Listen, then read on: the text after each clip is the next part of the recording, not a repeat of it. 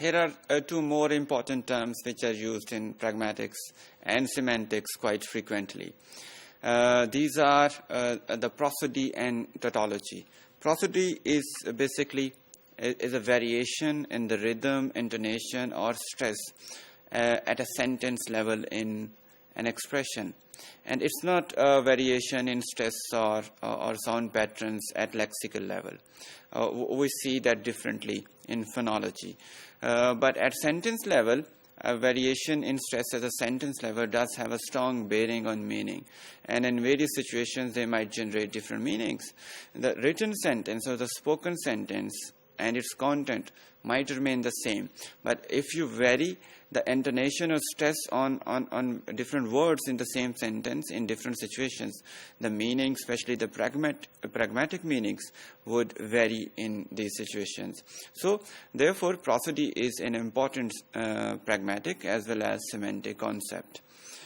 And the interaction of prosody with syntactic structure and their interpretation, as I said earlier, has a bearing on the meaning of that sentence.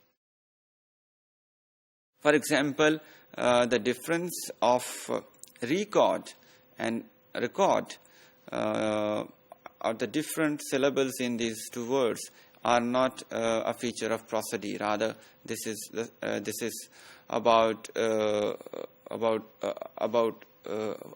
level phonology, or stress at a word level. But if we say the sentences like Alice eats grass or Alice eats grass, so if you focus on various words in a sentence, or you just try to shift your stress in the words, it might change the meaning. For example, in the first sentence, Alice eats grass, it's focused on grass. That Alice eats something different, which is not normal, because humans do not eat grass usually. So the focus is on eating the grass. But in the second sentence, which is just below this sentence, you could see Alice eats grass. The focus is on the function of eating. So if we shift our focus or our stress on various words in a sentence, that can change meaning or add to the meanings in various situations. Prosody can mark different speech checks. For example, in many languages, certain prosodic elements are related to how to make questions or how to sound. We don't have to make a question form in order to convey a questioning statement. Rather, we might say, "Udhar gaye the?" I mean, this sentence is a plain sentence, but the way I have emphasized on the words, it shows it's a kind of question. Otherwise, in normal situations, "Udhar gaye the" is not a questioning statement, but how the prosodic features impact on the meaning. This is just one example.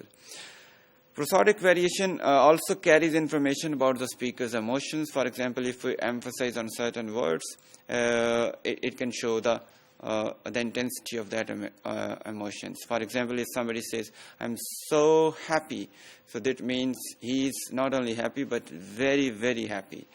Similarly, if somebody says, "I'm sad," that means he's extremely sad.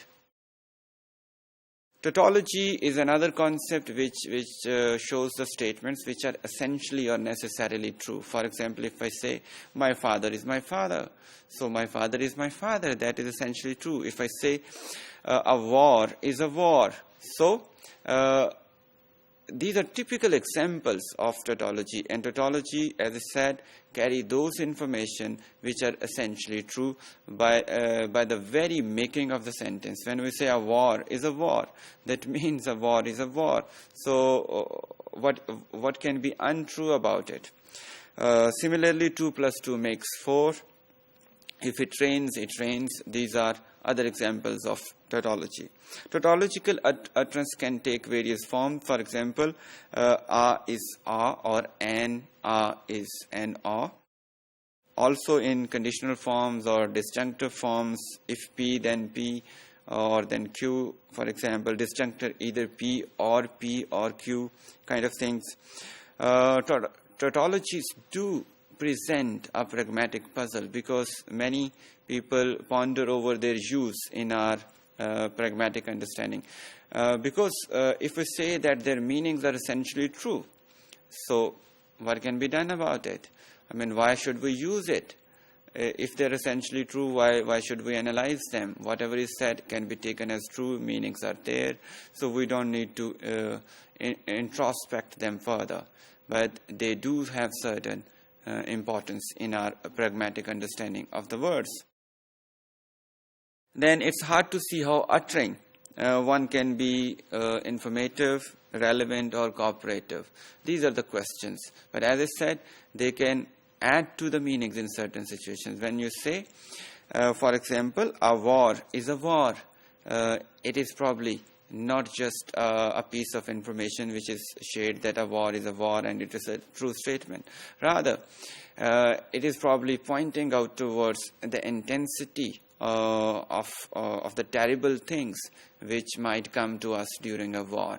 So the meanings are greater than the simple information by a tautological expression.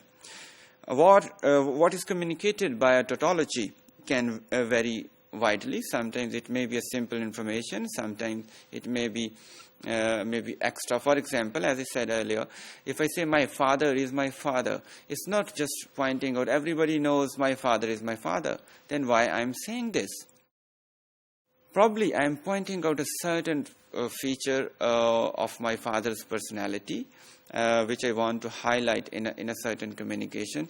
That's why I say my father is my father. And such statement would be said usually in front of those people who have a fair idea about my father's nature or his behavior. Not all utterances of tautologies convey inevitability. There could be more meanings, as I said. For example, speaker 1 says, "Can I borrow your pen?" Speaker 2, Brenda, says, "Here you are." It's only a biro, though. Then the first speaker says, "A pen is a pen." So here the tautological expression, a pen is a pen. Everybody knows a pen is a pen. But probably Brenda, by saying a pen is a pen, is actually intending to convey that anything that can write would be useful for me. So you give me whatever you have because I just want to write something and that is necessary. So give me anything to write. So there are more meanings than the mere information of a pen is a pen are being conveyed here. So the challenge is to show how such disparate implications can be derived. So tautology or the knowledge of tautology is not as simple as it appears on the surface, but rather we should be able to estimate that sometimes tautologies can convey greater meanings than their mere renditions.